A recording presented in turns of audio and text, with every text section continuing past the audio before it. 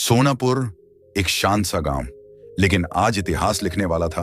DM Aarav, एक ईमानदार दलित अधिकारी, अपनी जांच के लिए गांव में घुसा, लेकिन ठाकुरों ने सड़क पर उसे रोक लिया। जाति सूचक गालियां, धमकियां और फिर जूतों की माला पहनाओ। ये डीएम नहीं, शमार है। पूरा प्रशासन चुप, पुलिस खामोश। और उसी रात फेसबुक पर एक पोस्ट गई, कविता भील आ रही है मनुवाद खत्म करने। फिर 200 गाड़ियों का काफिला, नीली साड़ी, आंखों में आग। पूरा सोनपुर दहल उठा। कमिश्नर कांप गया, पुलिस पीछे हट गई और आज इतिहास बना। सहारनपुर से 42 किलोमीटर दूर सोनपुर गांव की हवा अभी भी सामंती दम भरती थी। यहां कानून ठाकुरों से शुरू होकर उन्हीं पर खत्म होता था। जिला कलेक्टर डीएम आरव सिंह, एक ईमानदार दलित प्रशासनिक अधिकारी, गांव में जातिवादी हिंसा की शिकायत पर जांच के लिए पहुंचा। जैसे ही वह थाना चौकी की जीप से उतरा, गांव के कुछ ठाकुर रास्ता रोककर खड़े थे। ठाकुर, ओए सुन, पहले बताओ तुम कौन, किसकी इजाजत से आए? डीएम आरव सीधे, मैं इस जिले का कलेक्टर हूं, शिकायत पर कार्रवाई करने आया हूं। ठाकुर ठहाके मारकर हंसे। अरे सुनो सुनो, चमार कलेक्टर बन गया। बताओ, अब ये हमारे कानून बदलेगा? कुछ ही सेकंड में लोगों ने उसके चारों ओर घेरा डाल दिया। गालियां, धक्के, अपशब्द। और अचानक किसी ने पीछे से आवाज लगाई, जूते लाओ। एक बुजुर्ग ठाकुर ने कीचड़ लगे जूते निकाले। पहनाओ इसे, देखो आज ठाकुरों की जमीन पर चलने की सजा क्या होती है। आरव रोकना चाहता था, पर पुलिस दूर खड़ी थी, चुप, डर से जमी हुई। जूते की माला आरव के गले डाल दी गई। वीडियो रिकॉर्ड होते रहे, हंसी, ताली, अपमान। अगर दिल में आग लगी हो तो वीडियो को लाइक करो दोस्तों, क्योंकि असली क्रांति अभी बाकी है। आरव आंखें लाल गुस्से में दहाड़ते हुए, तुम्हें पता भी है मैं डीएम हूं, संविधान के अधिकारी पर हाथ डाल रहे हो? ठाकुर, ये लो चमार साहब डीएम, आरक्षण के भिखारी, तुम क्या हमारा राज बदलोगे? अभी निकलो वरना टांगे तोड़ देंगे। आरव आगे बढ़ा, आदमी की औकात उसकी जाति से नहीं, संविधान से तय होती है, और आज मैं देखता हूं तुम मुझे कैसे रोकते हो। भीड़ भड़क गई, पुलिस घबरा गई। तभी फोन बजा, कमिश्नर का। कमिश्नर रूखे सुर में, डीएम साहब, आप राजनीति करने गए हैं, चुपचाप ऑफिस लौटिए, स्टॉप राइट नाउ। आरव चीखा, सर कानून। लेकिन फोन कट गया। डीएम वापस लौट आया। कार्यालय पहुंचते ही आदेश आया, आपको निलंबित किया जाता है। कारण लिखा गया, ठाकुरों की जमीन पर कब्जे की कोशिश। अरब हक्का बक्का, सर मैंने तो। लेकिन फोन फिर कट गया। रात को चाय की प्याली हाथ में थी कि दरवाजा जोर से खुला। पुलिस अंदर घुसी। आपको गिरफ्तार किया जाता है। अरब चिल्लाया, मैंने अपराध क्या किया? आईजी, थाने चलिए, सब पता चल जाएगा। आरव का छोटा भाई दौड़ा, मेरे भैया निर्दोष है। पुलिस दहाड़ी, चुप वरना तुझे भी अंदर कर देंगे। डीएम को थाने लेकर जाया गया।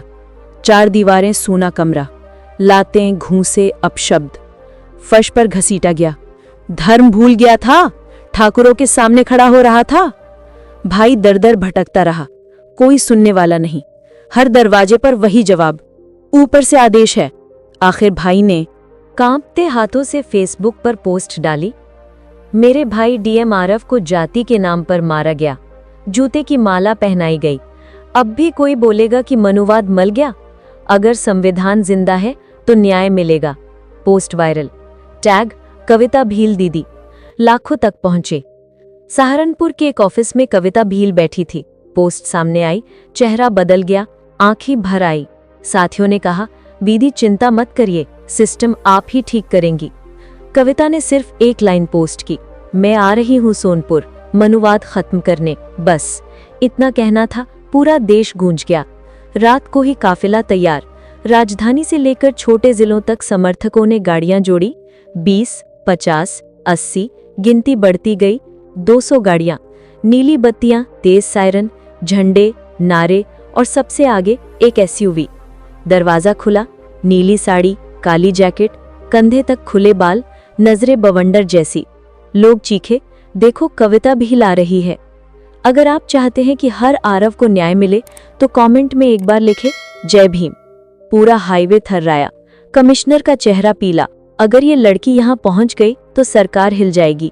उसने दारोगा को फोन किया, कविता भील आ रही है, रोकना है। दारोगा की आवाज कांप गई। सर, कविता भील, हम नहीं रोक पाएंगे।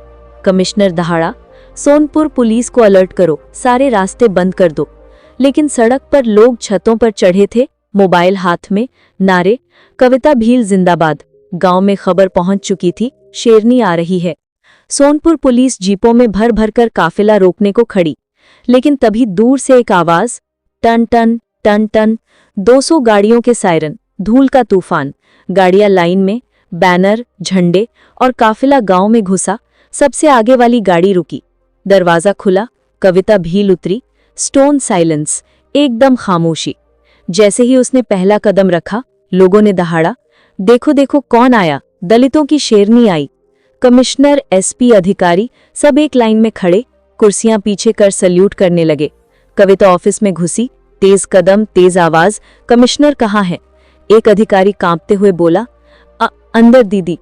कमिश्नर खड़ा होने की भी हिम्मत न जुटा पाया। कविता मेज पर हाथ पटकी, डीएम आरव कहाँ है? कमिश्नर हकलाया, बैठिए हम बात। कविता, मैं कानून तोड़ने वालों की इज्जत नहीं करती, बताओ आरव कहाँ है? कमिश्नर डरकर बोला, थाने में। कविता गर्जी, आपको 1 घंटे की मोहलत है, 1 घंटे में आरव वर्दी में उसी गांव में चाहिए, वरना जो होगा सारी दुनिया देखेगी। कमिश्नर पत्थर की तरह जम गया। कविता काफिले में बैठी गांव के लिए निकल पड़ी। गांव के छतों पर भीड़, महिलाएं रो रही थी, हमारी बेटी अकेली लड़ रही है, हम भी चलेंगे। एक छोटी लड़की ने कहा, मम्मी मैं भी कविता दीदी जैसी बनूंगे। काफिला गांव के गेट पर पहुंचा, तभी ठाकुर सड़क के बीच खड़े। ठाकुर, जहां खड़ी हो वहीं रुक, ये हमारा राज है। कविता मुस्कुराई, वो दौर कुछ और था, ये दौर कुछ और है। अब संविधान चलेगा, तुम्हारी हुकूमत नहीं। औरतें, बच्चे, दलित नारे लगाने लगे। ठाकुर चिल्लाए, अगर एक कदम आगे बढ़ी खूनी खेल होगा। कविता, खेल देख लो, खून मेरा भी लाल है और हौसला नीला। काफिला आगे बढ़ा, ठाकुर पीछे हटने लगे। तभी भीड़ से एक आकृति निकली, फटी वर्दी, टूटा बिल्ला, चेहरे पर सूजन, डीएम आरव। उसने कविता के पैरों को छू लिया। दीदी, अब ये नौकरी नहीं कर सकता, आपके साथ रहकर सिस्टम मिटाऊंगा। कविता ने हाथ पकड़ा, नौकरी मत छोड़ो, संविधान पद से नहीं हिम्मत से चलता है, तुम्हारी जगह यही है। कविता बोली, जूते की माला कहाँ है? ठाकुर कांप गए। दारोगा डरकर पीछे हट गया। आरव ने माला उठाई, आज कानून वही करेगा जिसने उसका अपमान किया। भीड़ सीटी बजाती, नारे लगाती। ठाकुर भागने लगे, लेकिन समर्थक चारों तरफ खड़े, भागने नहीं देंगे। कमिश्नर चिल्लाया, कविता भील, आपको गिरफ्तार किया जाता है। पुलिस आगे नहीं बढ़ी, सब पीछे हट गए। एक जवान बोला, सर हम दलित हैं, आज अगर कविता दीदी को छुआ तो आप हमारे साथ भी यही करेंगे, हम गिरफ्तारी नहीं करेंगे। होम मिनिस्टर को फोन, सर पुलिस कविता भील की तरफ है, भीड़ 50,000 पार, अगर एक गोली चली तो क्रांति हो जाएगी। होम मिनिस्टर चीख पड़ा, कविता भील की शर्तें मानो, नहीं तो सरकार गिर जाएगी। कमिश्नर दौड़ा, कविता जी आपकी सब शर्तें मंजूर। कविता बोली, पहली शर्त, संविधान का अपमान करने वाले तुरंत जेल। दूसरी, ठाकुरों की गिरफ्तारी, जमानत नहीं। तीसरी, दलितों के कच्चे घर पक्के। चौथी, स्कूल हॉस्पिटल बनेंगे।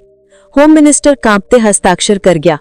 आरव ने जूते के माला लेकर थर थर कांपते ठाकुर के गले पर डाल दी।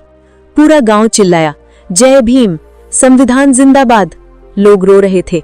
किसी ने कहा, 70 साल में पहली बार किसी दलित ने ठाकुर को उसकी भाषा में जवाब दिया। कविता ने माइक उठाया, इस देश में बाबा साहब ने संविधान लिखा कि सबको बराबरी मिले, किसी के बाप की जागीर नहीं है ये देश। आज जो हुआ वो बदला नहीं, न्याय है। लोग दहाड़े, जय भीम। होम मिनिस्टर आया, कविता जी आज अगर बाबा साहब होते तो गर्व से कहते, ये बेटी मेरा मिशन पूरा करेगी। सभी पुलिस ने सल्यूट किया। दीदी, संविधान अब हमेशा जिंदा रहेगा। कविता बोली, संविधान सिर्फ किताबों में नहीं, सड़कों पर भी जिंदा रहना चाहिए। काफिला लौट गया, लेकिन सोनपुर बदल चुका था। कविता कार में बैठी, फोन बजा। दूसरे जिले का दलित लड़का बोला, दीदी अगला टारगेट तय कर लीजिए, हम तैयार हैं। कविता की आंखें तरेरी, अब एक गांव नहीं पूरे भारत से मनुवाद मिटेगा। जय भीम। अगर आप कविता का अगला मिशन जानना चाहते हैं तो चैनल सब्सक्राइब कर लो, क्योंकि अगला वीडियो भारत की सबसे बड़ी लड़ाई होगी।